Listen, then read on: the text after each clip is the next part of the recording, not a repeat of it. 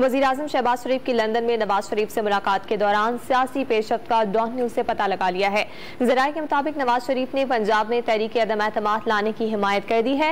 इसी पर बात करेंगे डॉन न्यूज़ के नुमाइंदे अदनान शेख से। अदनान, बताएगा लंदन में होने वाली मुलाकात में पंजाब में सियासी तब्दीली पर क्या गुफ्तगू हुई?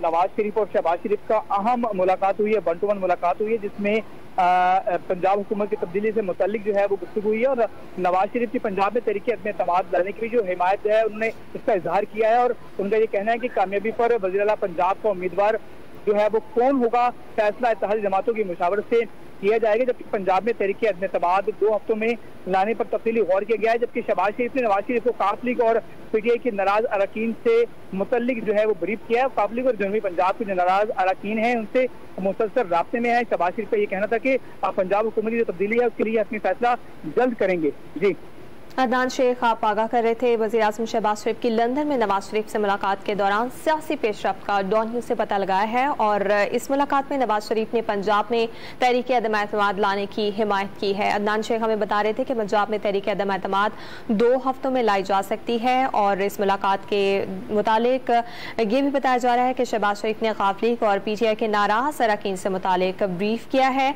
ज़राए का ये भी कहना है कि नए वज़ीर आला का फैसला इत्तेहादी जमातों की मुशावरत से किया जाएगा। वज़ीर आज़म शहबाज शरीफ और नवाज शरीफ के दरमियान लंदन में ये अहम सियासी मुलाकात हुई। डॉन न्यूज़ ने मुलाकात में होने वाली पेशरफ्त का पता चला लिया।